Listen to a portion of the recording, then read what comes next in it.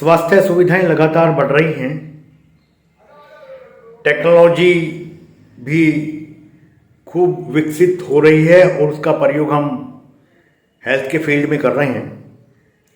लेकिन उसके बावजूद जो लाइफस्टाइल डिसऑर्डर्स हैं वो लगातार बढ़ते जा रहे हैं। जीवन शैली से संबंधित रोगों के मरीज लगातार बढ़ रहे हैं। मोटापा, डायबिटीज़, हाइपरटेंशन, फैटी लीवर, इन मरीजों की संख्या ओपीडी में और अस्पतालों में लगातार तेजी से बढ़ रही है। लोगों में स्वास्थ्य के प्रति जागरूकता भी बढ़ रही है, लोग सजग हो रहे हैं और ऐसे में लोगों की जिज्ञासा आयुर्वेद की तरफ, आयुष की तरफ बढ़ी है, जो स्वाभाविक है। और ऐसे में आयुष आहार की कल्पना, संकल्पना सामने आ रही है। यानी कौन सी चीज कब खाएं, कब ना खाएं, कैसे पकाएं, किस रूप में खाएं ताकि लोग स्वस्थ रहें, इस बारे में लोग जानकारी ले रहे हैं, जिज्ञासा लेकर आ रहे हैं हमारे पास। वास्तव में 3 स्तंभ माने हैं स्वस्थ जीवन के: आहार, निद्रा और ब्रह्मचर्य। यानी आहार 3 पिलर्स में से एक है। तो आहार को हम कह सकते हैं कि ये एक औषधि से भी बढ़कर महाऔषधि है। अगर हम आहार ठीक ले रहे हैं तो हम बीमार नहीं होंगे, और अगर बीमार हो भी गए हैं तो उचित आहार से हम ठीक भी हो जाएंगे। इसके लिए आयुर्वेद के मूलभूत सिद्धांत हैं। ऋतुचर्या, यानी हम ऋतु के अनुसार आहार विहार करें। दिनचर्या और रात्रिचर्या, यानी दिन में किस समय, रात में किस समय क्या खाना है, क्या नहीं खाना है, उसका पालन करें। इसके साथ ही जो एक रसों की बात आती है, आयुर्वेद में 6 रस माने गए हैं: मधुर, अमल, लवण, तिक्त, कटु, कषाय। तो जब इन 6 रसों का संतुलन होता है हमारे भोजन में तो बीमारियां पैदा नहीं होने पाती। लेकिन देखने में क्या आ रहा है कि हम मधुर, लवण और अमल, इन 3 रसों के भोजन का प्रयोग अधिकतर करते हैं, जिससे कि जीवन शैली से संबंधित रोग बढ़ रहे हैं। हमने देखना कि हम अपनी थाली में इन 6 के 6 रसों का प्रयोग करें भोजन में, ताकि हम स्वास्थ्य की दिशा में आगे बढ़ सकें।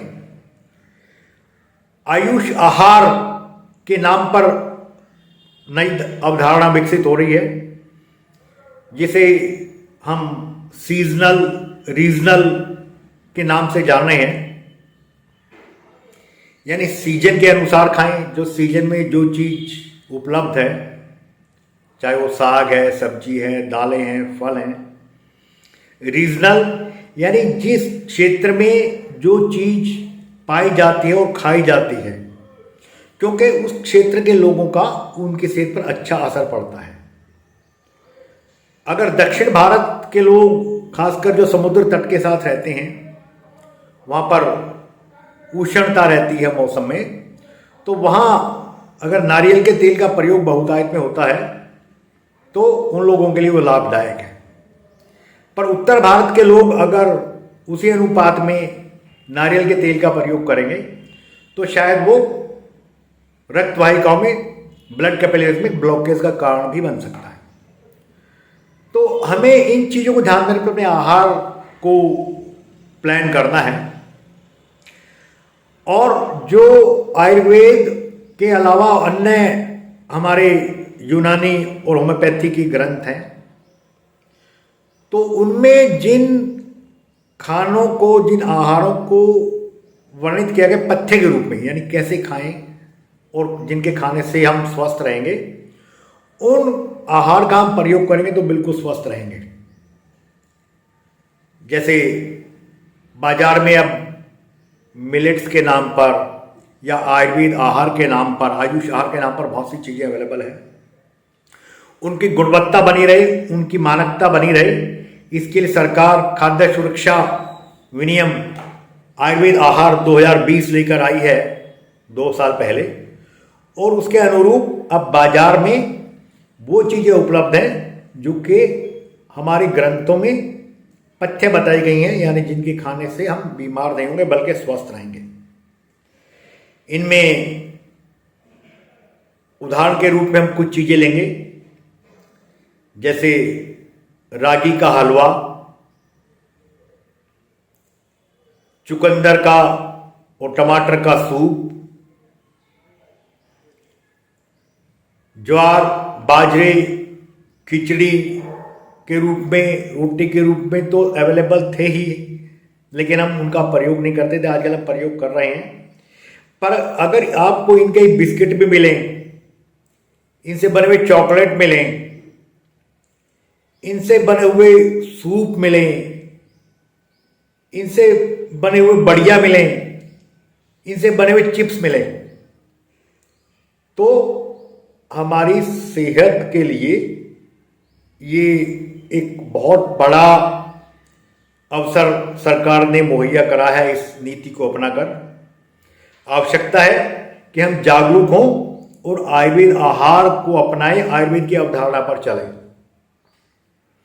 आजकल बच्चे अधिकतर खासकर शहरों में मोटापे के शिकार हैं। राष्ट्रीय स्वास्थ्य सर्वे 5 के अनुसार 59% लड़कियां एनीमिक है, उनमें खून की कमी है, और काफी संख्या में बच्चे जो मोटापे के शिकार हैं उनका वजन जो मानक है उससे बहुत ज्यादा अधिक है। इसलिए समय की आवश्यकता है हम आयुर्वेद अपनार आए। जब हम आयुर्वेद आहार अपनाएंगे तो हम बीमारियों से अपने आप मुक्ति पाएंगे और हम एक स्वस्थ जीवन शैली की ओर अग्रसर होंगे।